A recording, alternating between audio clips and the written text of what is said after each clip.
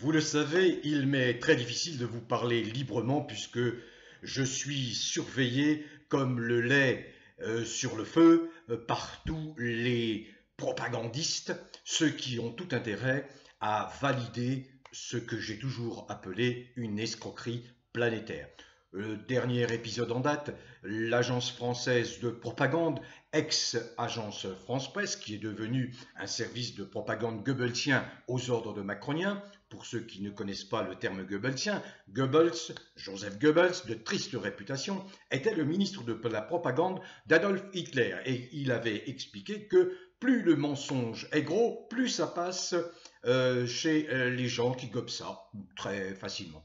Donc voilà, l'agence France Presse a passé un accord, soi-disant, pour lutter contre les fausses informations avec Google. C'est plus glorieux de la part de cette agence qui est appelée manifestement à disparaître dans la perspective où un pouvoir sérieux, proche des Français, arriverait à l'Élysée en avril prochain. Alors j'ai glané quelques informations pour vous rassurer, parce que c'est vrai qu'avec des organes comme l'agence française de propagande aux ordres de Macron, vous ne disposez pas de toutes les bonnes informations. Or, il se passe beaucoup de choses. Ça ne va pas dans un sens unique, celui de l'injection massive de toute la population mondiale. Non, il y a des actions, j'en ai déjà parlé, des actions judiciaires extrêmement fortes. Il y a eu un collectif d'avocats en Inde qui a mis en cause, porté plainte contre Bill Gates. Il y a Rainer Fulmich qui, le 15 novembre dernier, a été accueilli par une commission d'enquête parlementaire à Varsovie pour étudier ce problème. Je ne peux pas utiliser les mots ici car je risque d'être censuré.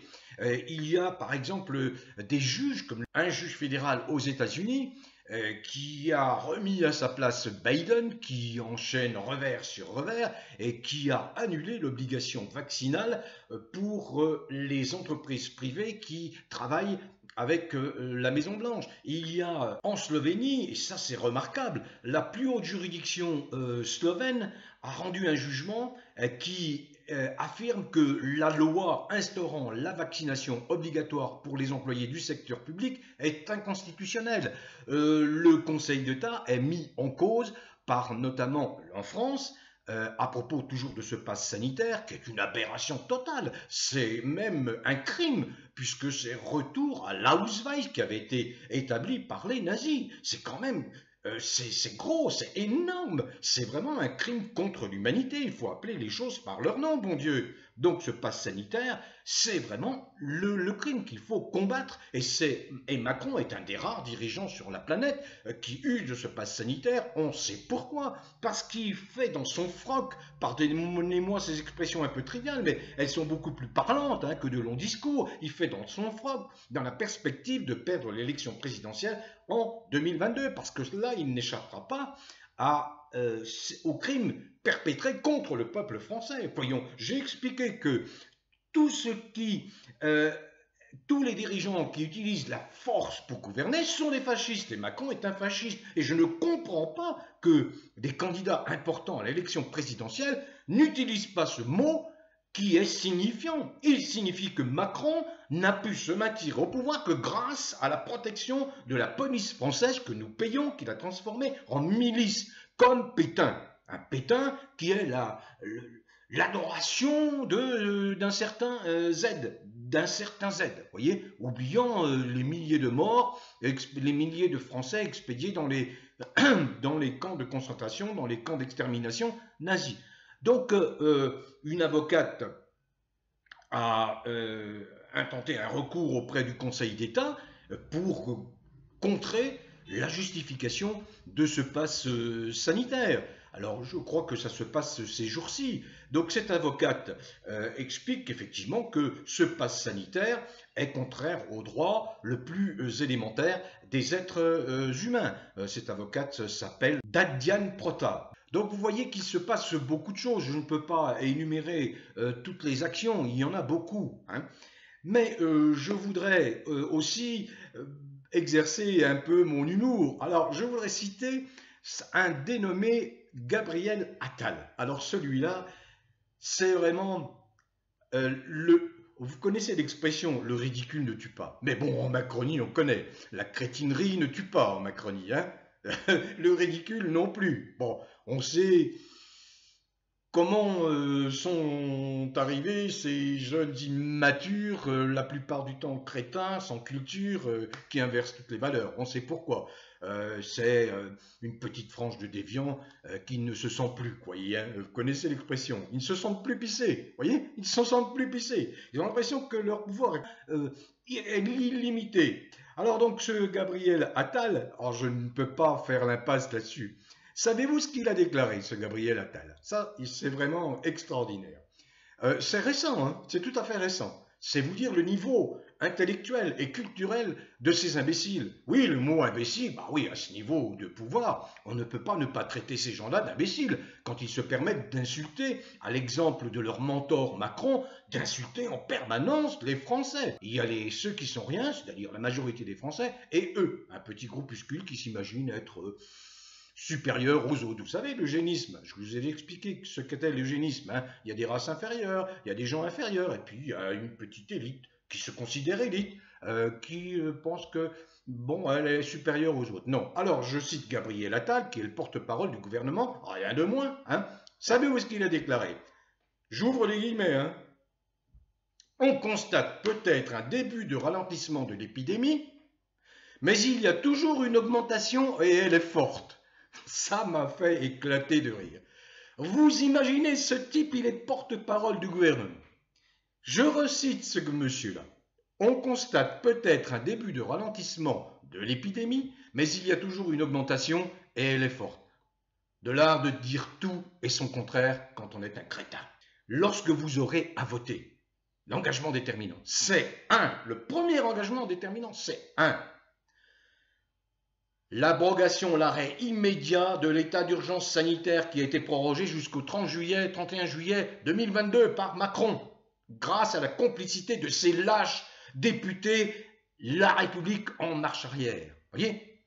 C'est une abomination, ça. Donc, l'abrogation immédiate de l'état d'urgence sanitaire, la suppression immédiate du pass sanitaire, de l'obligation vaccinale, de toutes les mesures liberticides liées à cette soi-disant crise sanitaire instrumentalisée par Macron pour se maintenir au pouvoir. Voilà le premier engagement de tous ceux qui se présentent à l'élection présidentielle. Si ne prend pas cet engagement, ne votez surtout pas pour lui, quelle que soit sa couleur politique. Si ne prend pas l'engagement de supprimer immédiatement, d'abroger immédiatement, d'arrêter immédiatement l'état d'urgence sanitaire, de supprimer l'obligation du pass sanitaire, de supprimer l'obligation vaccinale, de supprimer l'obligation du port du masque, surtout ne votez pas pour ces gens qui ne s'engagent pas. C'est clair, l'élection présidentielle doit se jouer là-dessus. Et deuxièmement, sur quoi? Sur la poursuite judiciaire pénale contre Macron, avec l'abrogation de l'immunité présidentielle pour qu'il puisse être recherché dans tous ses actes criminels durant son mandat, ainsi que l'abrogation de quoi? De l'immunité parlementaire pour tous ceux qui ont voté ces lois infâmes et dégueulasses contre le peuple français. Dégueulasse, oui, c'est un mot qui a une puissance, qui est compris. Tout cela, c'est dégueulasse. Ça n'avait pas lieu d'être. Les Français n'ont certainement pas élu un usurpateur pour se sentir aussi mal 4 ans, 5 ans après. Vous comprenez? Donc voilà les deux engagements. Si ces engagements ne sont pas pris par les candidats, ne votez pas pour eux. Ne votez pas pour eux. Interpellez-les en permanence. Il y a anguille sous roche, bien sûr. Macron nous cache beaucoup de choses, des choses qui sont graves, gravissimes. Je reviens toujours à cette histoire de destitution, idée de François Asselineau, qui aurait dû être suivie. Elle n'a même pas été suivie par un souverainiste qui siège pourtant dans l'hémicycle à l'Assemblée nationale. Dupont-Aignan, on peut lui faire ce reproche à Dupont-Aignan. Il aurait pu appuyer Asselineau. Il fallait engager la destitution. Contre Macron, il y avait des éléments. Et les éléments se sont aggravés avec cette soi-disant crise sanitaire. On l'a bien constaté depuis 2 ans. C'est un véritable cauchemar que traverse la France. Donc, manifestement, Macron se sent très mal à l'aise. Très à l'étroit. Puis en plus, on lui a mis dans les pattes un Zemmour. C'est Bolloré qui s'est détaché. Bolloré qui était un soutien de Macron au départ, en 2016-2017. Donc il lui a balancé dans les pattes Zemmour. Ça ne facilite pas sa démarche. Parce qu'encore une fois, il faut bien comprendre que Macron n'est pas socialiste, n'est pas d'une droite républicaine, pas du tout. Macron, c'est un extrême droite fasciste. Extrême droite fasciste. Et je considère, pour ma part, qu'il est bien plus dangereux que Marine Le Pen. Il est aussi dangereux qu'un Zemmour. Donc Macron, lui, il n'a comme échappatoire que sa réélection. Il n'a pas d'autre échappatoire. Il faut qu'il soit réélu, sinon il sera effectivement poursuivi de diverses façons. Bon, et il cache des crimes qui, à mon avis, des éléments qui sont très graves. La preuve, c'est le Figaro qui en parle. Le Figaro, on ne peut pas taxer le Figaro d'être un anti-Macron comme Verdi. Mais Verdi, il est anti-Macron, c'est pas le personnage. Le personnage ne m'intéresse nullement. Je sais que c'est un déviant, il n'aurait jamais été dans mes amis, ce gars-là. Mais je m'en fous, vous voyez, il ne m'intéresse nullement. Mais dehors qu'il exerce un pouvoir et que ce pouvoir contraint, contrarie, blesse, empêche les gens de vivre, de respirer, à ce moment-là, je le combats. Voilà, et je le combats. Et on sait très bien que c'est la marionnette des riches. Alors le Figaro, qu'est-ce que dit le Figaro? Eh bien, le Figaro a confirmé que Macron a classé retenez bien, c'est grave, gravissime, il a classé secret défense tous les documents concernant la crise du Covid pour interdire toute investigation ou enquête pendant plusieurs décennies. Qu'est-ce qu'il veut cacher aux Français? Qu'est-ce qu'il veut cacher aux Français? Vous voyez bien, là c'est un argument très fort. Il veut masquer quoi? Tous ces crimes. Mais ces crimes, on les découvrira. Vous savez, il y a des fins limiers, de très fins limiers qui sont déjà sur cette affaire-là et dont on essaye d'étrangler la voix. Bon, je ne veux pas alourdir mon propos aujourd'hui. Autre élément qui va dans le sens de la démonstration que je viens de vous faire, la CNIL. La CNIL, cet organisme qui surveille, c'est la Commission nationale de l'information et des libertés. Et elle surveille tout ce qui se dit, s'écrit, notamment sur les réseaux sociaux, mais également elle s'attache à surveiller le problème du respect de la liberté. Or, la CNIL en est à son 4e avis sur les dispositifs de lutte contre le Covid, et ce 4e avis n'a toujours pas reçu de réponse de la part de Macron. Et la CNIL explique que, eh bien, en l'état, elle manque de données sérieuses, crédibles, disponibles pour évaluer le pass sanitaire. Alors la CNIL, bien évidemment, ses membres commencent à perdre patience et demandent instamment des chiffres sur l'efficacité du pass sanitaire, des chiffres qu'elle ne parvient pas à obtenir de Macron, et pour cause, puisqu'il vient de classer secret défense tout ce qui concerne la lutte contre le Covid. C'est bien qu'il a des choses gravissimes à cacher. Ça, vous devez le savoir. Ça, c'est une information. Allez, je termine avec une pointe d'humour. Vous connaissez Marlène Schiappa, l'égérie du monde à part, des déviants, des bobos parisiens, parce que les gens qui sont à Paris, les bobos parisiens s'imaginent être des phénix. Bon, la Schiappa, elle, a des origines, somme toute modestes. Son père, qui est un historien, savez-vous quelle décision il a prise? Son père, Jean-Marc Schiappa. Alors ça, je peux vous dire que Macron a dû grincer les dents là, hein, il a dû se sentir mal à l'aise. Eh bien, Jean-Marc Schiappa, père de Marlène Schiappa, a décidé de soutenir la candidature de Jean-Luc Mélenchon. Et non seulement de la soutenir, mais d'appartenir au Parlement qui s'est constitué, voyez, en prévision de la victoire de Mélenchon. le père même de Schiappa, soutient Mélenchon contre Macron. Vous voyez bien, à un moment donné, c'est le bon sens qui est étouffé, vous savez, qui est malmené, on le vit. Vous voyez toutes ces sommités médicales, je pense au professeur Perron, je pense à Madame Henrion-Côte, je pense au valeureux docteur Fouché, je pense au professeur Raoult, je pense à tous ces éminents spécialistes dont qu'on essaye de contraindre, qu'on essaye de faire taire, qu'on censure en permanence. Je pense au professeur Fourtillan, qu'on aura à nouveau incarcéré, le malheureux professeur Fourtillan. Qu'a-t-il fait? A-t-il commis des crimes? Non, et on l'incarcère. Vous voyez bien, donc voilà. Donc voilà cette vidéo un peu d'humeur mais avec de l'information pour vous expliquer que vous n'avez pas à baisser la tête, que nous sommes face à une infamie, que ça arrive, ce sont des cycles dans l'aventure humaine. Bon, mais l'important c'est surtout de chercher toujours et en permanence la vérité, de s'attacher à la réalité. Macron est un imposteur, Macron est un acteur, un agitateur du mal, au même titre que Zemmour. Donc ces gens-là, il ne faut absolument pas qu'ils apparaissent, comme ne doivent pas apparaître ni la Pécresse, ni un Zemmour, ni les faux de gauche, c'est-à-dire le Jadot, l'Hidalgo, tout ça, ça représente le passé, un système qu'il faut remplacer. Et là, je chute là-dessus, je voudrais dire à certains qui ne comprennent décidément rien à rien, c'est que si vous souffrez vraiment de la présence de Macron depuis 4 ans, vous devez faire des concessions et choisir le moment venu celui qui va être en position, en capacité véritablement de passer le premier tour et de lutter vraiment contre Macron. Mais si vous dispersez, vous passez votre temps à me donner des noms, un tel, une telle, un tel, etc.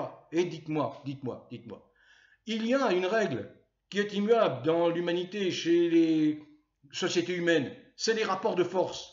Si vous m'avancez un nom, que cette personne est totalement méconnue ou connue simplement d'un petit groupe, qu'elle n'a pas encore eu le temps d'atteindre une certaine notoriété, si vous me demandez de promouvoir des personnes qui vont atteindre difficilement 0,5, 0,3% des voix au premier tour, c'est quoi? C'est un grand coup d'épée dans l'eau, c'est de la perte de temps, c'est de la perte d'énergie, alors qu'il faut concentrer ses forces sur l'union contre Macron. Et l'union contre Macron, elle doit dépasser tous les clivages politiques. Si ça, vous ne comprenez pas, alors Macron est en position de repasser, ou alors un homme aussi dangereux que lui, comme Zemmour, peut l'emporter. Donc il faut faire abstraction de toutes ces divisions. Quand je vois par exemple les souverainistes qui ne sont pas capables de s'unir, c'est quand même... C'est fou, quoi. C'est fou. Ils ne se souviennent pas de l'épisode de la résistance entre 1939, 1940 et 1945. Non, ils ne se souviennent pas. Bon, voilà ce que je veux dire. Donc, vous ne me verrez jamais faire la promotion d'un tel ou d'une telle, quelle que soit sa qualité, quelle que soit leur qualité. Je ne nie pas la qualité des uns et des autres qui interviennent, qui apparaissent quelquefois opportunément. Je ne le nie pas. Mais en termes de rapport de force, en termes de capacité à attirer des millions de voix, parce qu'il faut atteindre 7 millions, 8 millions de voix au premier tour. Vous imaginez? Quelquefois, avec beaucoup d'affection, certains me disent « Moi, je vote pour Verdi ». Mais moi, Verdi, qui connu ce milieu de la politique, qui connaît ce milieu de la politique depuis 40 ans, je puis vous assurer qu'il y a un certain nombre de conditions à réunir. Soit vous avez le fric derrière vous comme Macron, et vous pouvez passer avec la fraude, et puis, bon, vous passez, alors que vous ne représentez pas du tout l'aspiration des Français. Soit vous vous inscrivez dans une démarche longue où vous acquérez une crédibilité, et puis ensuite une notoriété. Et la notoriété, elle s'acquiert aussi parce que les médias vont s'intéresser à votre démarche. Mais ça prend du temps, ça demande de l'énergie, voyez bien.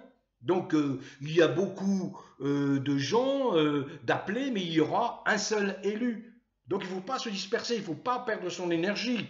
Alors je vous ai expliqué Mais malheureusement, Madeleine Marche n'a absolument pas compris. C'est un échec total, je l'assume complètement. Le vote Verdi, personne n'y aura compris, sauf les 650 abonnés. Voyez, que je remercie. Eux ont parfaitement compris. Mais vous ne viendrez pas pleurer si Macron passe ou si Zemmour passe. Zemmour, c'est la schlag. Zemmour, c'est la schlag. C'est la haine qui va être instituée au plus haut niveau de l'État. Vous imaginez un peu? Ça va être la haine. Ce sont les fascistes. Macron, Zemmour, fachos. Ce sont les mêmes fachos. Vous verrez bien. Voilà. Alors ne vous dispersez pas. Le moment venu, il faudra faire un choix. Qui? Vous verrez bien. Peut-être que je délivrerai, moi, ma recette. Mais il faudra faire un choix. Si vous n'avez pas compris cela, ça veut dire que vous vous sentez bien sous le régime macronien, et puis, eh bien, qu'on en reprendra 4 ans. 4 ans de régime macronien, ou 4 ans d'un régime encore plus fou, peut-être, comme celui de Zemmour. Voilà. Bon vent à tous les vrais Français, quelles que soient vos origines, quelle que soit la couleur de votre peau, quelles que soient vos croyances religieuses, philosophiques ou spirituelles, quelles que soient vos convictions politiques dès lors que vous êtes un être humain ouvert d'esprit et tolérant. Continuez à cultiver le bien-être, croyez-moi, qui est un rempart extraordinairement fort contre la malveillance macronienne et les malveillances qui s'approchent. Où que vous soyez, en France métropolitaine, en Navarre, dans les merveilleux pays, territoires et départements d'outre-mer et à l'étranger. Bon vent à tous!